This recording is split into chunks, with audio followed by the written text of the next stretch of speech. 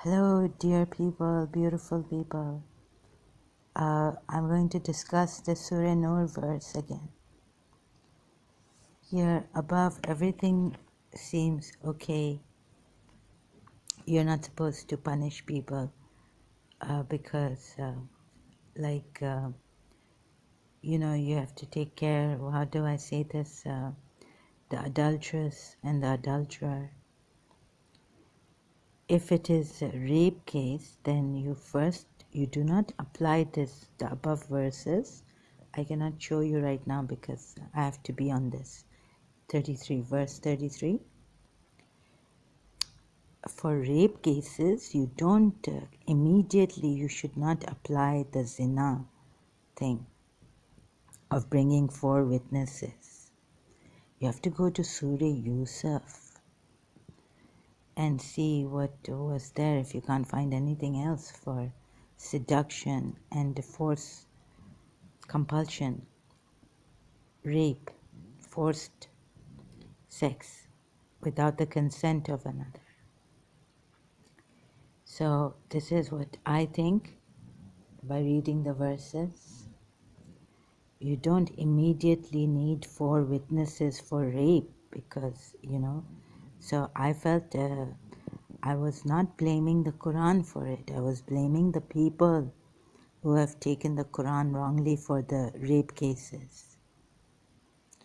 Applying the zina part, unmarried, even married, for married women, unmarried, the rape thing, zina part is for 4 witnesses. And for the married woman, there's another different verse below. The husband has to say, take an oath, and his last one would be, if I'm lying, then may the curse of Allah is on me. So different conditions for different people. So you have to see the rape case should be taken from Surah Yusuf, where we find Hazrat Yusuf was seduced by the king's wife, Zulaykha. Okay, the name is not given, but then in the explanations and historical accounts, the name of that queen is given. The name is not given in Surah Yusuf of that queen who seduced Hazrat Yusuf. Now where I am is that remember our Imams have said that anything we say or do which goes against the Quran, ayats, injunctions, or whatever you may call it, laws, then reject it. Reject it by throwing our hadiths against the wall, hitting them against the wall. That's what our Shia Imams have explained to us. Now everything was not everything. The thing is that day before yesterday, I was thinking of Army Nawabi's behavior, my behavior. I have a disclaimer on my behavior because some of it is coming out of the influence that this black magic or something has had on me. Although I've looked at myself blameworthy, malamati, they say, malamati. There are malamati Sufis or believers. They only blame themselves. So, kind existence, my poem from my poem line.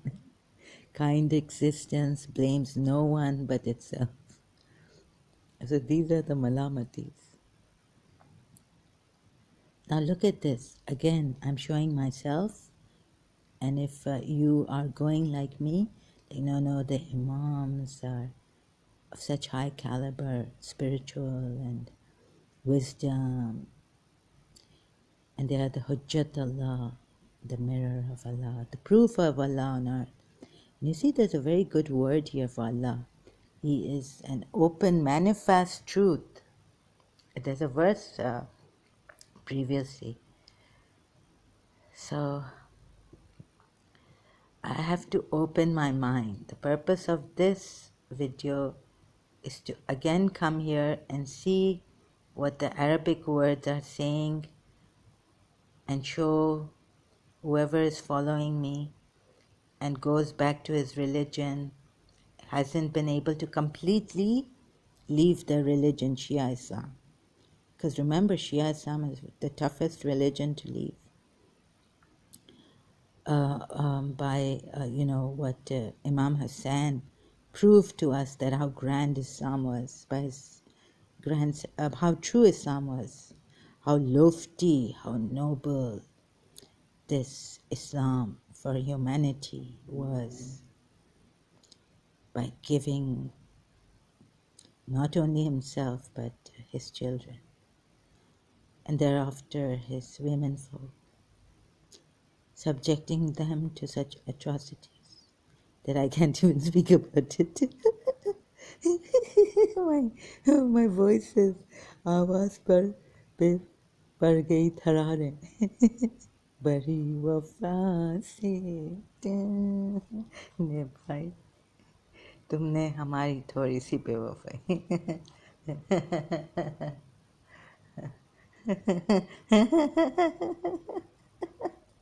Sorry, excuse me, I really crack up. So what is the thing that even the Shia ulamas have missed? Even Aka Puya hasn't commented on this, is silent in multilingual Quran. So I just want to, I've come here on the Quran.com because I want to show myself. Really? Did I see this? So okay, this verse, it is a continuation. Before on Facebook live streams I've said, no, there's a contradiction here. Marry off the free singles among you as well as the righteous of your bondmen and bondwomen. If they are poor, Allah will enrich them out of His bounty. For Allah is all bountiful, all knowing. This is verse 32 that I'm reading of Surah Nur. And then it continues, well, and let those who do not have the means to marry keep themselves chaste until Allah enriches them out of His bounty. So, yes, Allah will provide for you, but if you haven't yet found the means, remain chaste. There's a lot of stress on this, remaining chaste. Keep themselves chaste, these believing women, men, bondmen and bondwomen. But then why does God here say, okay, so, and give them, so there's this bonds people in your right hands possess, desires a deed of emancipation, make it possible for them if you find goodness in them. So the if word is important here. If you find, what? If you find goodness in them. I don't know why they've missed this if word here. In, wait a minute. Here is the if, in. I know this is that. I've, coming back to that time when I was studying the Quran, long time ago. In. So, if, you see, if you find any good in them, if you know in them any good. There's a condition. If is there, right? So there has to be a condition. This if tells us there's a condition here. Give them from the wealth of Allah which He has given you. Okay, so I'm just going through this. It's not really important what is said here. compel, now this is important here, what's coming. Compel your slave girls. Compel your slave girls to, what? Do not, okay, so do not compel your slave girls into prostitution if, condition attached. You can put when, if, or what other word do they put there? Let me see. While, condition attached with these words put in. If they desire chastity. Here God has said, you keep yourselves chaste. I don't know really what this, and let be chaste those. Who are those who do not find means for marriage until Allah enriches them. So it's going to be difficult to show because there was a Shia who was telling me on YouTube, some channel, under some channel comment section, that there's nothing wrong with this verse. What is wrong with Surah Nur verse? So the wrong thing, actually we say that if we Shia ulamas, our Shia ulamas, if I take you to multilingual Quran, Akapuya's commentary and what do you call that? Commentary, that this is very, very wrong to force sell your slave girls into prostitution, even under their consent. Abdullah ibn Ubay did it. It was terrible, terrible. This is condemned to hell. This is the worst thing you can do to even your slave girls or any woman, right? Any female. Abdullah ibn Ubay, the disbeliever, the cruel, horrid, disgusting man did it. This is this is like terrible. We condemn it. The Shia ulamas have said this. But so what is wrong now is that here they missed. Compel not. Here, do not compel. Okay, your slave girls. This says slave girls here. Translation. Sahih, or just from the Quran, your slave girls into prostitution if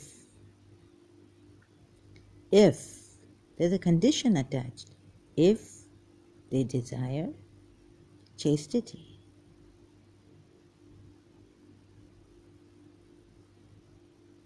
So the ulamas could say, well, here God says, keep yourselves chaste, even the slave girls and all, keep them chaste until God provides for them to be married, finds a partner for them. But here, the words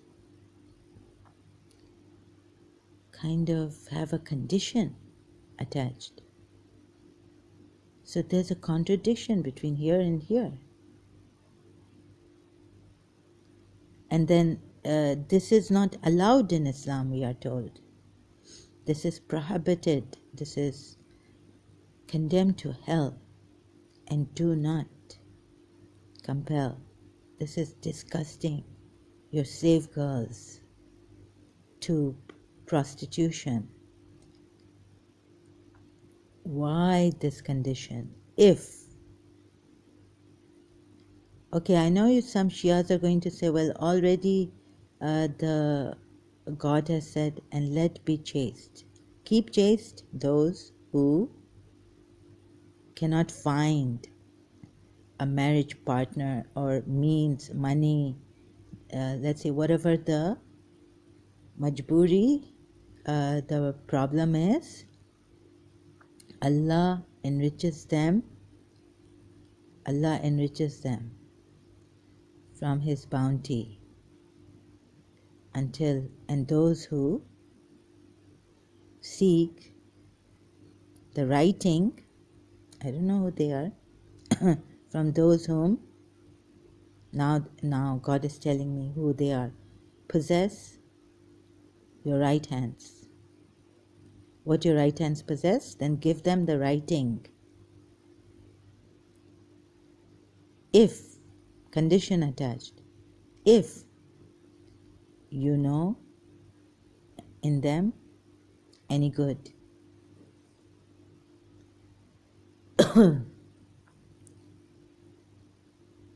So this is about temporary marriage or keeping them as, or it's, I don't know, setting them free. Let's say whatever it is about, let's guess. I can only guess what this is about. Sorry, but here I've caught these people, my own Shia ulamas, who have kept silent on this, saying that Abdullah ibn Ubay used to sell these women for sex. It is condemnable, or what do you call it? And it is horrid, it is disgusting to the, core of its thing. I don't have the right words right now. Please forgive me. So, what is this? Give them from the wealth of Allah. Okay, then we come to compel. Wait, and then he starts, He has given you. Okay, He has given you. This stops here. Give them from the wealth of Allah. This emancipation. Now it comes to, and do not, another issue. Compel. Again, God is saying, do not compel your slave girls into prostitution. If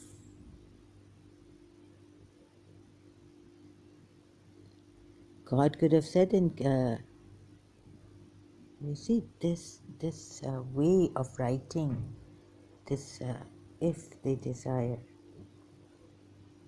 chastity. So it is on them, the slave girls, according to what the Quranic ayat here reveals, is slave girls, your Muslims, slave girls, believers, slave girls,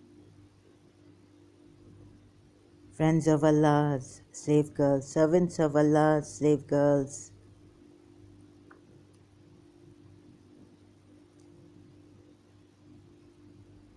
Why this? I have a problem with this. Do not compel your slave girls into prostitution if you see, it's like that word, it's like a condition attached. Celine Dion, if you asked me to. If I was a flower, I would be the flower of your tree. If you were a tree, if I could, if, condition attached, if they desire. I just don't get it. Here God says to all of them, keep chaste. Here God says, do not compel them, your slave girls, into prostitution. He even mentions this prostitution. If they desire. Meaning now there's temporary marriage with whatever the Shia say this is what your right hands possess is temporary marriage, mutta. So your mutta partner, for men, the women, if you find any good in them, then get the emancipation, or men even. Like your Ahle Kitab. I don't know, maybe I'm just guessing there. I don't want to guess. But here, because I know you will rip me apart with this, using this, that I'm telling you the wrong thing. There's nothing wrong with this. The reason why there's something wrong with this is because we don't allow in Islam prostitution, right? We did not allow prostitution. But this verse does not say do not. Prostitution is haram. Prostitution is a sin. Keep these slave girls chaste. Let them keep chaste. Do not compel them into prostitution. This verse does not say this on one hand. Other hand is that we condemn prostitution of believing women and believing men. How come here the slave girls? So on one hand this, keep chaste. On the other hand, do not, I keep missing the small, and do not compel. Could have said prostitution is haram, but it didn't say it like this. You see, I have to show you this in what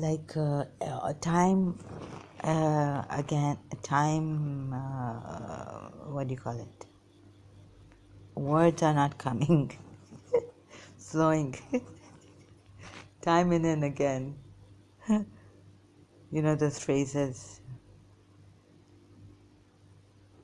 I have to keep showing you and myself. Do not compel. Baba, just put prostitution is a sin. And everything will be, and then go to Surah Araf and see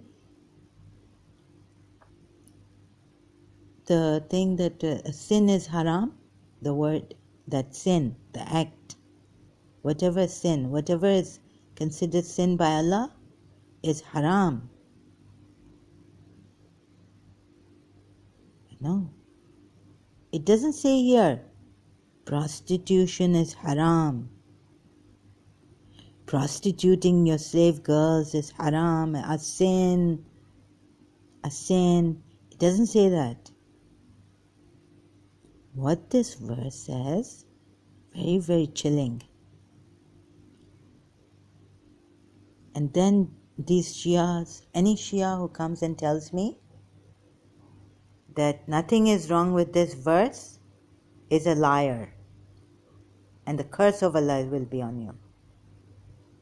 According to your own religious principles and Quranic ayats. Whoever lies, the curse of Allah is on you. If nothing is wrong with that verse.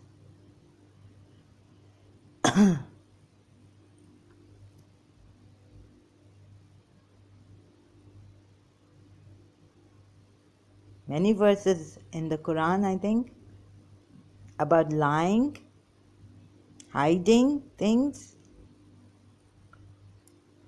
not telling the truth when there's a case between you and someone else.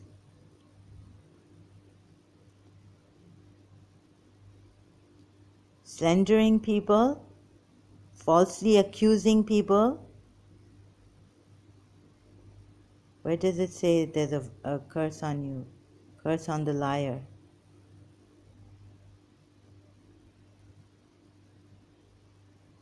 Allah forbids you from ever doing something like this again if you are true believers.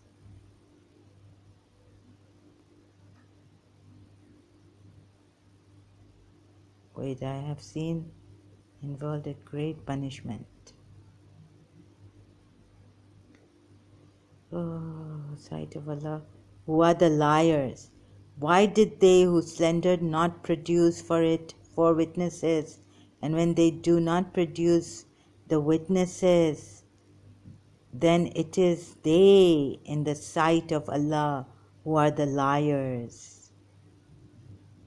So even Allah says, like, don't lie against people, slandering them, whatever the witness, zina or outrageous slander. If only the believing men and women had thought well of one another. This is for the believing men and women who did not think well of one another and who heard the rumor and believed in it. God had to correct them. And do not be obstinate liars. Otherwise there's a curse.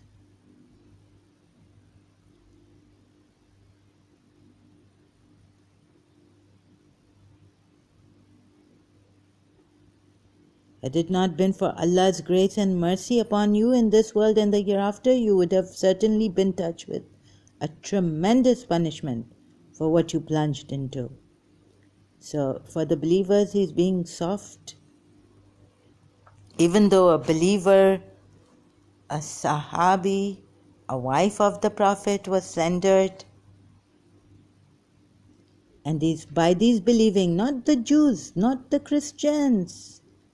Look at this, not the Jews, not the Christians. If only the believing men and women had thought well. My goodness, they don't even know how to investigate, thought good, how to find evidence against this poor. We are told how Imam Ali used to get the evidence, like he was a better version of King, the wise judge, the wisest judge in the whole world at that time. King Suleiman and Hazrat Suleiman and King Dawood, Hazrat Dawood. And here, come on, what is this? Please see this. Slanderers have not been Jews and Ahle Kitab, Christians. They've been our own believing women and men at that time, Rasulullah's time. This really, oh! And then Zahra goes and, Allah no. Imam Jafar Sadiq, the knowledge that Imam, the greatest scientist of his time, Imam Jafar al-Sadiq. Look at this. Can you see this? Imam Jafar al-Sadiq's contributions to sciences. Your own believers at that time did not know how to interrogate, started to slander the wife of the Prophet. And some Sunnis put it on Shia, slandering Aisha. See who? No. Don't blame. Should we blame the Jews? Forget it. Let them kill us. Come, Jews, kill us. I'm sorry, but I have to say this. Sorry, I've just gone ahead my limit now with myself. I'm very angry at myself. I should hit myself with a hanger.